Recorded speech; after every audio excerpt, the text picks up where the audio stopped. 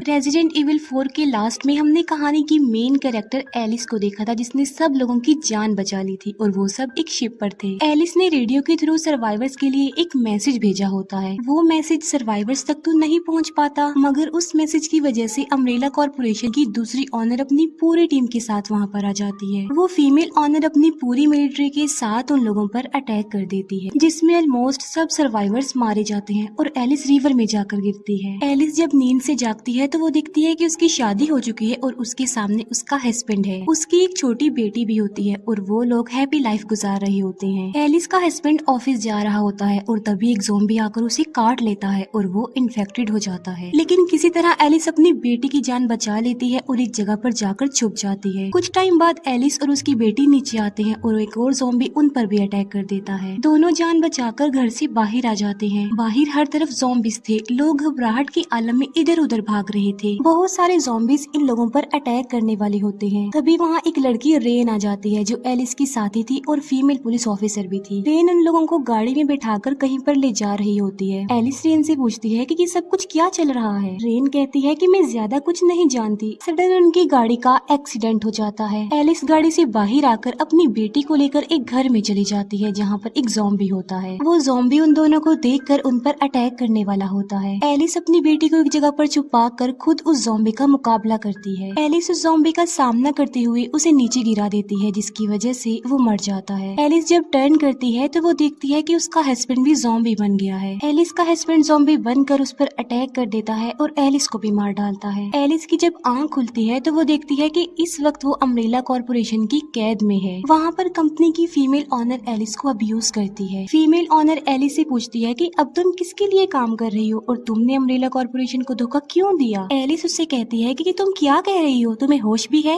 और तुम्हें ये क्या हो गया है, तुम अजीबोगरीब बातें कर रही हो। वो फीमेल ऑनर तो बिल्कुल किसी रोबोटिक मशीन की तरह बातें कर रही होती है और बार बार एलिस से एक ही सवाल पूछे जा रही थी कि तुम अब किसके लिए काम कर रही हो और तुमने अम्ब्रेला कॉर्पोरेशन को धोखा क्यों दिया। उस फीमेल ऑनर के साथ वो सब कुछ उस पर लगी हुई रेड स्पाइडर डिवाइस की वजह से हो रहा था। अचानक से वहाँ पर लाइट ऑफ हो जाती है, जिससे वो फीमेल ऑनर भी इनएक्टिव हो जाती है। एलिस ये सोच रही होती है कि आखिर ये लाइट किसने ऑफ कर दी है। तभी एलिस को वहाँ एक सूट मिल जाता है और एक रास्ता भी जहाँ से वो भाग सकती थी। एलिस कपड़े चेंज करती है और मौके का फायदा उठाकर वहाँ से बाहर आ जाती है। लेकिन तभी वहाँ लाइट फिर से आ जाती है और वो फीमेल ऑनर फिर से एक्टिवेट हो जाती है। वो फीमेल ऑनर अपने सोल्जर्स को ऑर्डर देती है कि वो लेजर वेपन्स को ऑन कर दें। लेजर वेपन एक्टिवेट होते ही वो तेजी से एलिस की तरफ आ रहा होता है। तभी एक डोर ओपन हो जाता है और एलिस उसके रास्ते बाहर आ जाती है। वो जगह होती है टोक्यो। तभी एलिस को एक कंप्यूटर के साउंड की आवाज सुनाई देती है जो कहती है कि टोक्यो का एनवायरनमेंट शुरू किया जाए। तभी वहाँ पर बहुत सारे लोग आ जाते हैं और बारिश होने लगती है। वहाँ पर एक लेडी होती है जो कि ज़ॉम्बी के काटने की वजह से इन्फेक्टेड थी और देखते ही देखते वो वहाँ के सभी लोगों पर अटैक कर देती है। वहाँ पर सब लोग देखते ही देखते इन्फेक्टेड होते जा रहे थे। लोग घबराते हुए इधर उधर भागने लग जाते हैं। हलचल मच जाती है उनके बीच। कुछ इन्फेक्टेड लोग एलिस पर भी अटैक कर देते हैं और एलिस वहाँ से भाग जाती है। एलिस को फिर से एक रास्ता दिखाई देता है और वो उसके अंदर आ जाती है। एलिस का पीछा करते हुए वो ज़ॉम्बीज भी अंदर आ जाते हैं, लेकिन एलिस देखते ही देखते उन इन्फेक्टेड लोगों का खात्मा कर देती है।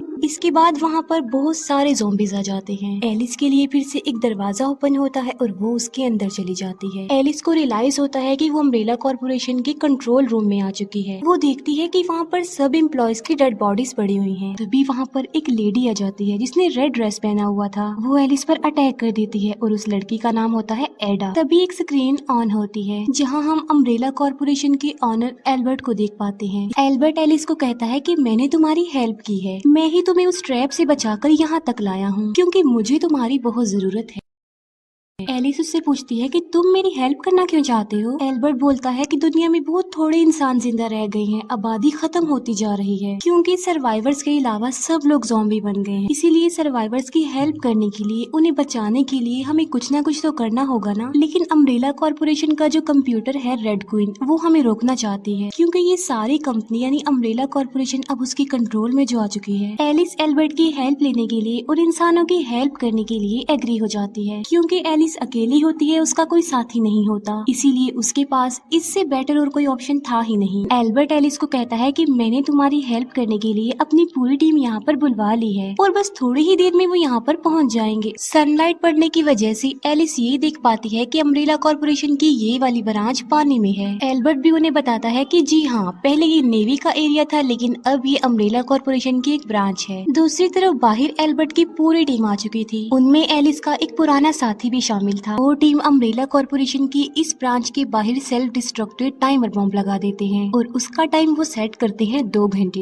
यानी 2 घंटे में उन्होंने एलिस और एडा को बचाकर बाहर लेकर आना था। अब यहाँ पर सवाल ये उठता है कि अम्ब्रेला कॉर्पोरेशन में वो टीम इन दोनों लड़कियों यानी एलिस और एडा को बचाने आए हैं, तो फिर एलिस और एडा इस जगह पर क्यों घूम रही हैं? यहाँ पर क्या कर रही हैं? असल में जिस न्यूयॉर्क में वो फिर रही थी वो असली नहीं था, बल्कि ये अम्ब्रेला कॉर्पोरेशन का बनाया गया एक मॉडल है जो कि उन्होंने अपने टेस्ट कंडक्ट करने के लिए बनाया था। इसके अलावा हमने जो टोक्यो सिटी देखा था जहाँ पर सब लोग इन्फेक्टेड हो गए थे, असल में वो भी अम्ब्रेला कॉर्पोरेशन का एक मॉडल ही है, वो भी कोई असली टोक्यो नहीं था। और तो और वहाँ पर जो लोग थे वो भी नकली थे, वो भी असली नहीं थे। एलिस और एडा जब न्यूयॉर्क से गुजर रही होती हैं, तब अम्ब्रेला कॉर्पोरेशन का सुपर कंप्यूटर जिसका नाम रेड क्वीन होता है, वो उन दोनों को मारने के लिए 2 म्यूटेंट्स भेजती है जिनका नाम लीकर था। दोनों म्यूटेंट्स एलिस और एडा पर अटैक कर देते हैं, लेकिन एलिस और एडा बहादुरी से उनका मुकाबला करते हुए एक दूसरे का साथ देते हुए उन दोनों म्यूटेंट्स को मार डालती हैं। मीनवाइल हम देखते हैं कि एल्बर्ट की पूरी टीम अम्ब्रेला कॉर्पोरेशन की उस ब्रांच में आ चुकी है। यहाँ पर रेड क्वीन उन्हें भी मरवाने के लिए अपने कुछ सोल्जर्स को भेजती है, जिन्हें वो टीम अपने नए वेपन से मार डालती है। इसके बाद वो आते हैं मॉस्को में, और ये मॉस्को भी ओरिजिनल नहीं था बल्कि अम्ब्रेला कॉर्पोरेशन का एक मॉडल था। यहाँ पर रेड क्वीन की भेजे गए बहुत सारे ज़ॉम्बीज आ जाते हैं, और ये न्यू टाइप के ज़ॉम्बी थे क्योंकि इनके पास वेपन्स भी थे। सारे ज़ॉम्बीज उस पूरी टीम पर अटैक कर देते हैं, बदले में वो भी उन ज़ॉम्बीज पर अटैक कर देते हैं। एलिस और एडा उस नकली जगह पर आते हैं जहाँ अम्ब्रेला कॉर्पोरेशन की पहली ब्रांच बनाई गई थी। वहाँ उन्हें एलिस की डेड बॉडी मिल जाती है, और जो हमें दिखाया गया कि एलिस की शादी हो गई है, उसकी फैमिली है, असल में वो भी अम्ब्रेला कॉर्पोरेशन का एक एक्सपेरिमेंट ही था। एलिस और उसकी जो फैमिली थी यानी उसका हस्बैंड और उसकी बेटी वो असली नहीं थे बल्कि वो डुप्लीकेट्स थे, यानी वो अम्ब्रेला कॉर्पोरेशन के बनाए गए पपेट्स थे, कठपुतलियां थी। एलिस ऊपर जाती है जहाँ पर एक ज़ॉम्बी होता है जो एलिस पर अटैक कर देता है, लेकिन एलिस उसे अपनी गन से शूट करके मार डालती है। तभी वहाँ पर नकली एलिस की बेटी आ जाती है जो एलिस को मामा कहती है। वो बच्ची एलिस को कहती है कि मामा, आप जहाँ मुझे छुपा कर गई थी मैं तो वहीं छुपी रही हूँ, और आपके कपड़ों को क्या हुआ, ये आपने कैसे कपड़े पहने हुए हैं? एलिस फौरन समझ जाती है कि ये बच्ची डुप्लीकेट एलिस की बेटी है असल में, इसीलिए वो बच्ची उसे अपनी मामा समझ रही है। लेकिन अब तो उस बच्ची की माँ मर चुकी थी, इसी वजह से एलिस उस बच्ची को अपनी बेटी बना लेती है और उस घर से उसे ले जाती है अपने साथ। लेकिन एलिस जब बाहर आती है तो वो देखती है कि उसके सामने अम्ब्रेला कॉर्पोरेशन की फीमेल ऑनर खड़ी हुई है अपनी पूरी टीम के साथ, वो भी वेपन समेत। उस टीम में एलिस के भी कुछ साथी शामिल थे। वो एलिस को कहते हैं कि तुम खुद को हमारे हवाले कर दो, और एलिस ऐसा ही करती है। लेकिन तभी पीछे से एडा उन लोगों पर गोलियां चलाने लगती है। यहाँ पर दोनों तरफ से ही फायरिंग होने लगती है। एडा एलिस को कहती है कि तुम यहाँ से चली जाओ, मैं इन लोगों का सामना करती हूँ।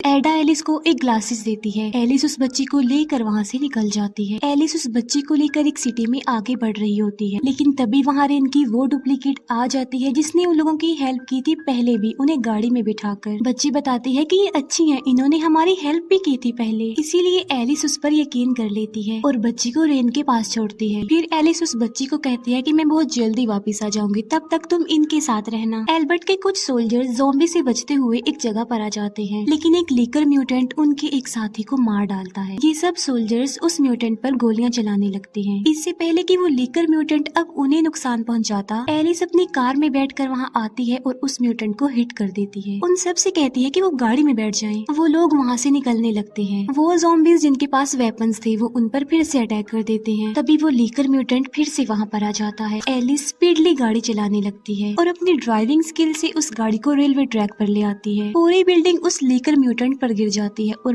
उसके नीचे दबने से उस म्यूटेंट की मौत हो जाती है। वो सब गाड़ी से निकलकर उस जगह पर आ जाते हैं जहाँ एलिस उस बच्ची को रेन के पास छोड़कर गई थी। एलिस वहाँ पर जाकर उस बच्ची को बुला लेती है। एलिस उस ग्लासेस को यूज करती है जो कि उसे एडा ने दिया था। ग्लासेस की मदद से वो एक ऐसा रास्ता ढूंढ लेती है जो कि सेफ हो बिल्कुल। फिर उसी रास्ते के थ्रू वो लोग आगे बढ़ते हैं। इन लोगों को वहाँ से बाहर जाने का रास्ता भी मिल जाता है। इनके पास सिर्फ 11 मिनट रह जाते हैं इससे पहले कि सेल्फ डिस्ट्रक्टिव बॉम्ब ब्लास्ट होता। ये बड़ी सी लिफ्ट के जरिए ऊपर जाने लगते हैं, लेकिन तभी रेड क्वीन लाइट ऑफ कर देती है। लाइट ऑफ होते ही वो लिफ्ट बंद हो जाती है। एक साथी लाइट को ऑन करने के लिए बाहर आता है। तभी अम्ब्रेला कॉर्पोरेशन की फीमेल ऑनर और उसके साथी इन लोगों पर अटैक कर देते हैं। फिर वो लेकर म्यूटेंट जो कि बिल्डिंग के नीचे दबा हुआ था, वो रेन की डुप्लीकेट पर अटैक कर देता है और उस बच्ची को भी अपने साथ ले जाता है। इस हमले में एलिस का एक साथी काफी ज्यादा इंजर्ड हो जाता है, लेकिन फिर भी एलिस के बाकी साथी किसी तरह उन लोगों पर अटैक कर देते हैं। एलिस का जो साथी इंजर्ड होता है वो अपने बाकी साथियों को कहता है कि तुम लोग यहाँ से चले जाओ, मैं इन लोगों का सामना करता हूँ। वो उन्हें काफी इंसिस्ट करता है, इसी वजह से उन्हें वहाँ से जाना पड़ता है। एलिस उस बच्ची को वापस लाने के लिए जाती है। एलिस का एक साथी उसे रोकता है। वो कहता है कि तुम हमारी पावर हो, तुम हमारे लिए जरूरी हो सबसे ज्यादा, इसीलिए एक बच्ची के लिए हम तुम्हें रिस्क नहीं लेने देंगे। लेकिन इसके बावजूद भी एलिस चली जाती है। एलिस का वो इंजर्ड साथी किसी तरह उन लोगों का मुकाबला कर रहा होता है, लेकिन तभी अम्ब्रेला कॉर्पोरेशन की फीमेल ऑनर एडा को प्रिजनर बना लेती है। वो उस जख्मी साथी को कहती है कि अगर तुम बाहर ना आए तो हम तुम्हारे साथी एडा को मार डालेंगे। ये सुनकर एडा की जान बचाने के लिए वो जख्मी साथी बाहर आ जाता है। वो सब लोग उस पर इतनी फायरिंग करते हैं कि वो मारा जाता है, लेकिन मरते मरते वो दूसरी टीम की एक साथी को मार भी डालता है। एलिस ऊपर आती है और लीकर म्यूटेंट पर अटैक करती है और बच्ची को आजाद भी करवा लेती है। वो दोनों वहाँ से निकलती हैं। वो देखते हैं कि वहाँ पर सब लोगों के बहुत सारे डुप्लीकेट्स बनाई जा रही हैं। लीकर म्यूटेंट फिर से वहाँ पर आ जाता है। एलिस एक बॉम्ब से ब्लास्ट करके उसे मार डालती है और वहाँ से भाग जाती है। दूसरी तरफ सेल्फ डिस्ट्रक्टिव बॉम्ब का टाइम भी ओवर हो चुका था और वहाँ पर एक बहुत बड़ा ब्लास्ट होता है, जिससे अम्ब्रेला कॉर्पोरेशन की ये वाली ब्रांच डिस्ट्रॉय हो जाती है। एलिस उस बच्ची को लेकर अपने बाकी साथियों के साथ बाहर आ जाती है। थोड़ी देर गुजर जाने के बाद उन लोगों की हेल्प के लिए एक हेलीकॉप्टर वहाँ पर आने वाला था, लेकिन तभी सामने से वो फीमेल ऑनर और उसकी बाकी टीम वहाँ पर आ जाती है। रेन अपने अंदर वो वाली मेडिसिन इंजेक्ट करती है जिससे वो बहुत ज्यादा पावरफुल बन जाए। जब वो पावरफुल बन जाती है तो वो एडा को बेहोश कर देती है मारकर। एलिस और उस फीमेल ऑनर के भी बीच बहुत जबरदस्त फाइट होती है, जहाँ पर वो फीमेल ऑनर एलिस को बहुत ज्यादा मार रही होती है, जबकि रेन एलिस के बाकी दो साथियों पर अटैक कर देती है। एलिस के दोनों साथी अपनी पूरी पावर का इस्तेमाल करके रेन का मुकाबला कर रहे थे, लेकिन रेन को उसका कोई भी फर्क नहीं पड़ रहा होता क्योंकि वो पहले से ज्यादा पावरफुल बन चुकी थी। रेन एलिस के साथी के सीने पर पंच मारती है, जिससे उसकी हार्ट बीट रुक जाती है और वो मर जाता है। रेन दूसरी साथी की भी काफी ज्यादा हड्डियां तोड़ डालती है, जबकि वो फीमेल ऑनर एलिस को बहुत बुरा मारती है। रेड क्वीन फीमेल ऑनर को ऑर्डर देती है कि वो एलिस को अब जान से मार डाले। फीमेल ऑनर रेड क्वीन के ऑर्डर को पूरा करते हुए एलिस को मारने लगती है, लेकिन सडन एलिस उस लाल स्पाइडर डिवाइस को निकाल देती है और उस पर बहुत सारी गोलियां चला देती है। तभी वहाँ रेन आकर एलिस के सीने पर भी पंच दे मारती है। यहाँ पर एलिस की हार्ट बीट भी बंद होने लगती है। बर्फ में एलिस की नजर पड़ती है, तब एलिस देखती है कि बर्फ के नीचे बहुत सारे ज़ॉम्बीज हैं। यहाँ पर वो फीमेल ऑनर पार्टी चेंज करके एलिस का साथ देती है और उसकी हेल्प करते हुए उसकी तरफ गन फेंकती है। एलिस उस गन की मदद से बर्फ को तोड़ देती है, जिसमें रेन गिर जाती है। रेन वहाँ से बाहर निकलने की कोशिश तो करती है, लेकिन बहुत सारे ज़ॉम्बीज उसे पकड़ लेते हैं। एक हेलीकॉप्टर उन लोगों को लेने आता है, जिसमें सब सर्वाइवर्स बैठ जाते हैं। ये हेलीकॉप्टर उन्हें एल्बर्ट की मेन ऑफिस में ले आता है, जहाँ पर सिर्फ एल्बर्ट है और वो लोग हैं जो सर्वाइवर्स हैं। एल्बर्ट एलिस को बताता है कि अब मिलिट्री मेरे कंट्रोल में है। एल्बर्ट फिर से वो टी वायरस एलिस में इंजेक्ट कर देता है, जिससे एलिस फिर से पावर्स और सुपरनेचुरल पावर्स की मालिक बन जाती है। एल्बर्ट ऐसा इसीलिए करता है क्योंकि वो जानता है कि सिर्फ एलिस ही है जो उस टी वायरस को बर्दाश्त करने की हिम्मत रखती है, क्योंकि जो भी टी वायरस का शिकार होता है वो इन्फेक्टेड होकर ज़ॉम्बी बन जाता है। लेकिन एलिस पर वायरस का कोई भी साइड इफेक्ट नहीं होता, बल्कि वो और ज्यादा पावरफुल बन जाती है और रेड क्वीन से और कोई नहीं लड़ सकता, उसे और कोई नहीं हरा सकता सिवाय एलिस के। एल्बर्ट बताता है कि रेड क्वीन इंसानों को इस पूरी दुनिया से खत्म करने के मिशन में है और हमें रोकना है उसे ऐसा करने से। और यहीं पर ये मूवी खत्म हो जाती है। Thank you.